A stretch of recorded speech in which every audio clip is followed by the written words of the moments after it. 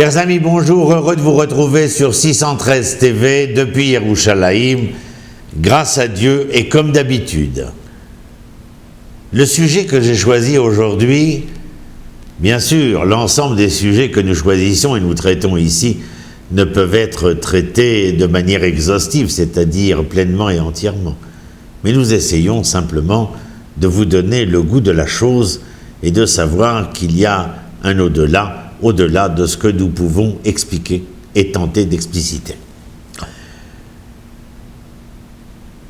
Il y a vis-à-vis de ce peuple des Midianites, dans le texte de la Torah, quelque chose de très important à retenir.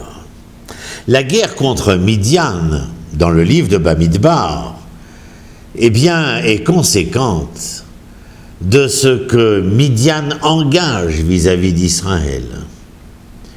Les échecs d'un Bilam et d'un Balak vont entraîner des prises de position et des engagements de la part des peuples environnants, mais surtout de Midian, où l'on cherchera à mettre en échec le projet d'Israël.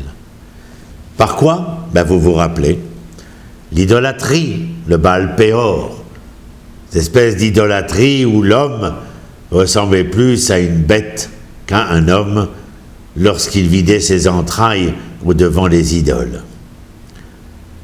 Première déchéance, mais pas la seule.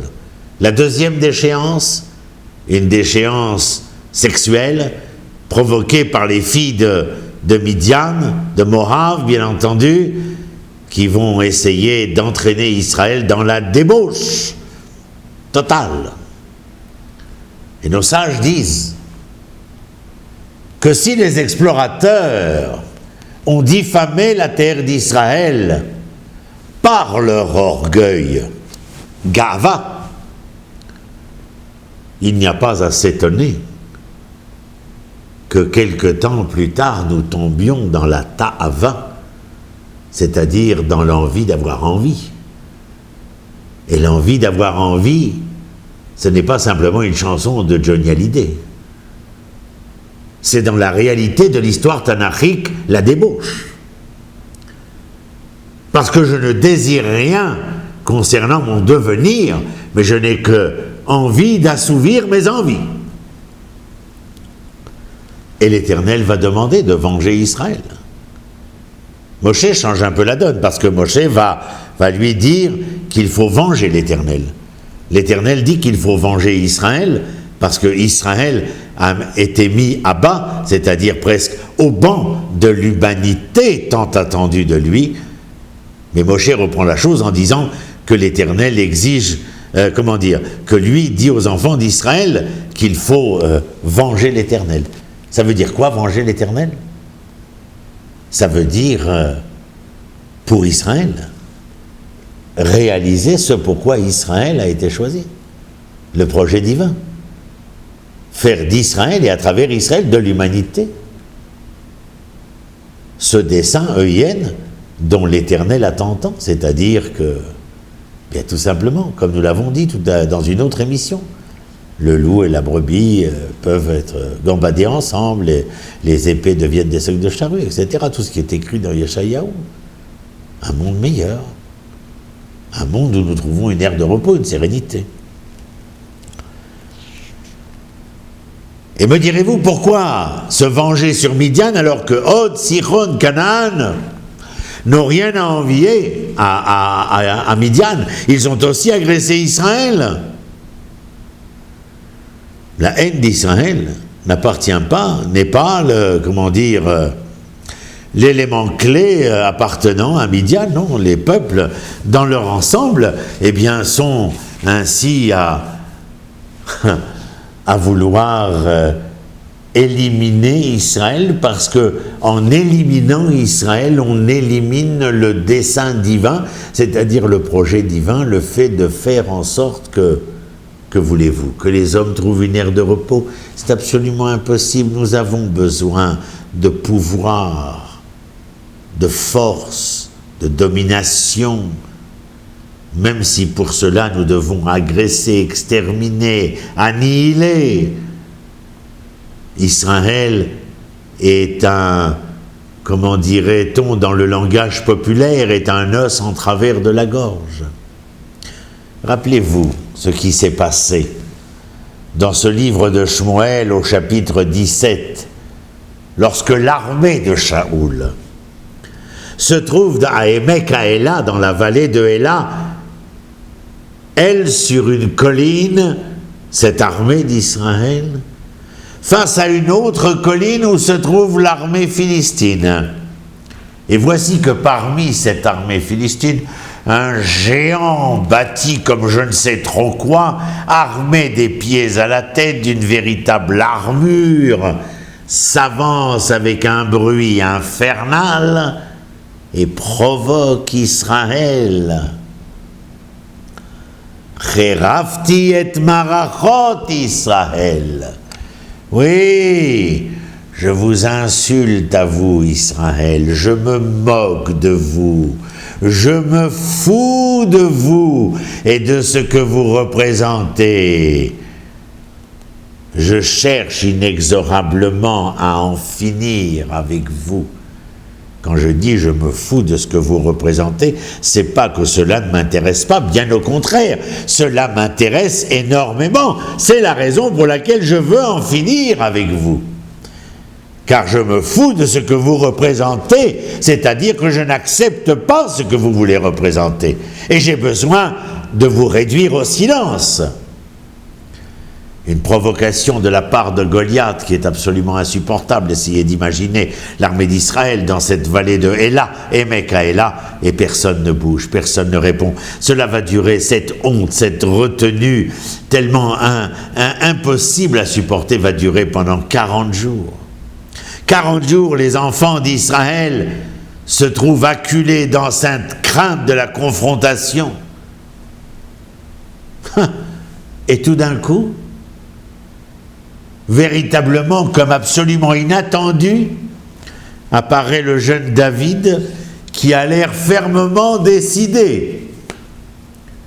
Il déclare à Shaoul, alors qu'il n'était venu, vous vous rappelez, que pour apporter de l'eau et des victuailles à ses frères qui eux étaient de vrais combattants.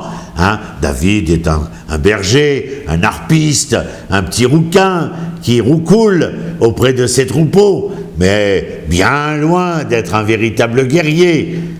Eh bien, David déclare à Shaoul que Goliath n'insulte pas ici uniquement Israël, il injurie le Dieu vivant, Elohim Chaim. Comment peut-on laisser faire cela? Il ne s'agit pas ici de laver simplement l'honneur d'Israël. Il s'agit de laver l'honneur de l'Éternel, du Créateur de l'ensemble de ses créatures, et qu'Israël, en vengeant l'honneur de l'Éternel, soit capable de faire entendre raison à ses peuples, qui, dans leur insuffisance, leur ignominie, pensent que tout leur est permis. David va s'adresser à Goliath. Rappelez-vous que nous essayons de comprendre et d'entendre lorsque Moshe dit « nous vengeons l'Éternel », alors que l'Éternel a dit « il faut que Israël soit vengé ». Eh bien, reprenons notre exemple de David et de Goliath, exemple tellement connu, qui a eu son heure de gloire avec le cinéma hollywoodien également. Et David de dire « tu as blasphémé non seulement le nom d'Israël, mais tout autant le nom divin ». Ce principe, dans le propos que nous avons vu chez Moshe à propos des Midian, eh bien, Moshe a tenté de l'inculquer au peuple, de lui faire apprendre, et plus particulièrement aux tribus de Gad et de Réhouven, lorsque la guerre contre Midian va éclater. Car Gad, Réhouven et la moitié de Ménaché, que demandèrent-ils? Rester du côté du Jourdain, là où il y a de bons pâturages pour leurs animaux. Donc même chez David, nous voyons qu'il y a cette volonté de venger non seulement Israël, mais venger l'honneur de l'Éternel. En parallèle, nous voyons comment Moshe veut venger l'honneur de l'Éternel, et pas seulement l'honneur d'Israël.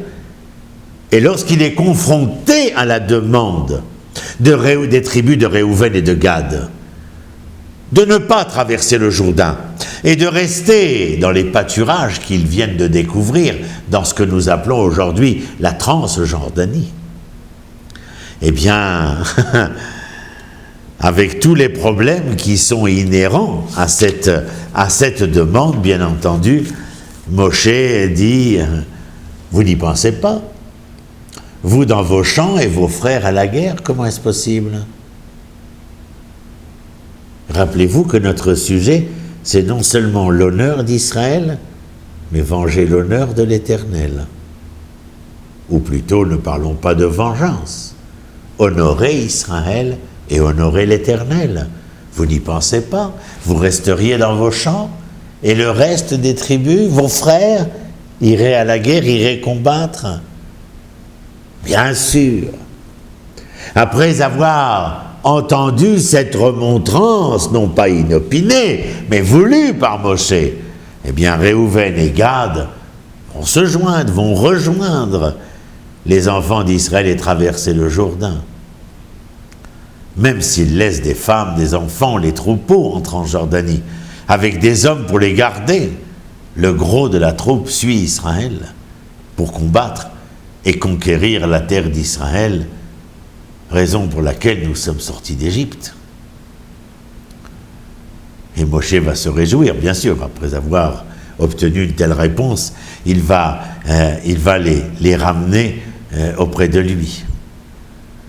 Vous êtes appelés, mes frères, à combattre avec Israël, en Eretz Israël, c'est-à-dire vous devez comprendre quoi? Vaincre pour l'idéal que vous défendez. Quel idéal défendez-vous? Nous l'avons dit. Il ne s'agit plus seulement de venger Israël, de venger l'Éternel, non point. Il s'agit ici, comme le dit Moshe, aux tribus de Gad et de Réhouven, il s'agit de défendre le projet de l'Éternel. En restant en Transjordanie, vous ne terminez pas ce pourquoi vous êtes sortis d'Égypte, c'est-à-dire la conquête d'Eretz Israël. Pourquoi la conquête est-elle aussi importante? Pourquoi est-ce aussi important que vous redeveniez souverain et indépendant? Eh bien, tout simplement parce qu'à l'origine, votre ancêtre, Abraham, a levé la main lorsque j'ai conclu que l'humanité était en échec après Adam et Ève, Caïn, Abel, la tour de Babel, Noach. Abraham a levé la main. Abraham a relevé le défi. Abraham a accepté de faire valoir cette identité morale à l'ensemble de l'humanité et que lui en serait le vecteur. C'est pour cela que je l'ai amené sur cette terre que je vous demande de conquérir. Parce que c'est là, dans la vallée de Mamré, que je l'ai béni. Béni, que les nations seront bénies par lui et que la terre sur laquelle ses pieds reposent, eh bien, lui sera donnée en héritage. Ce que l'humanité avait mis en échec, là où l'humanité avait échoué, Abraham relevait le défi, non plus au sein de l'humanité, mais à travers le peuple des Hébreux, qui lui allait s'engager en tant que nation d'Israël, non pas à venger le projet divin, mais à racheter, à rédempter le projet divin, à permettre au peuple d'Israël d'être, comme dit le prophète Yeshayahu, Atem Adai, vous êtes mes témoins, c'est-à-dire qu'Israël viendra être le témoin. Témoigner donc qu'il y a une possibilité, en tant que collectif, en tant que dimension plurielle, de pouvoir réaliser ce projet divin, c'est-à-dire cette identité morale, c'est-à-dire un monde capable de trouver son aire de repos et un homme capable de vivre à satiété, dans sa sainteté, bien sûr. La vengeance divine, ce n'est pas une vengeance, c'est la volonté de l'Éternel, grâce à ses témoins, eh bien de faire valoir que le projet est toujours d'actualité. Vous souffriez en Égypte, en exil. Il est possible aussi, comme nous le voyons à travers les propos des prophètes, tous autant qu'ils sont, Amos, Micha, Yeshayahu, Yirmiyahu, Ils resquellent tous. Vous aurez aussi une souffrance, alors que vous serez sur votre terre. Je viens vous punir pour vos erreurs, c'est-à-dire pour les échecs qui sont les vôtres. Car vous avez levé la main, vous avez demandé à être les témoins à réussir. L'idéal humain auquel vous appartenez et pourquoi vous vous battez, eh bien, est entre vos mains.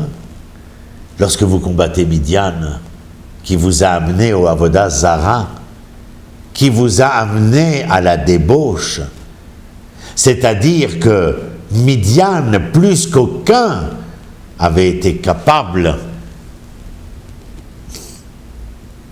de vous donner l'espoir qu'il serait possible de vivre en tant qu'homme en éliminant l'image divine sur le visage humain. C'est-à-dire que conscient de cette belle et de cette bête qui se trouvait en vous et qui virevoltait en votre sein, il était possible que le monde reste monde en ne donnant la parole qu'à la bête. Non, il faut affirmer de la manière la plus vindicative qui soit. Eh bien, justement,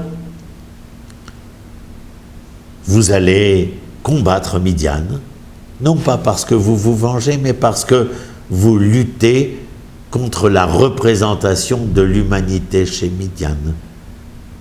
De la même manière que nous avons lutté contre le nazisme, contre le communisme exacerbé de l'Union soviétique, où l'image divine disparaissait du visage humain, et de cette manière ces sociétés étaient capables de créer les camps de concentration, les camps de la mort, voulant faire perdre à l'homme son nom et ne lui donnant qu'un numéro, c'est-à-dire un chiffre, comme si l'homme n'était qu'une quantité négligeable. Il est absolument impossible d'accepter cela. L'homme est d'abord et avant tout l'être de qualité, l'être auquel nous aspirons. Le combat contre Midian, c'est ce combat qui nous permet de redonner l'espoir à l'homme, de voir que l'image divine puisse se greffer sur le visage de l'homme. À très bientôt, depuis Yerushalayim, pour 613 TV. Merci d'avoir été avec nous.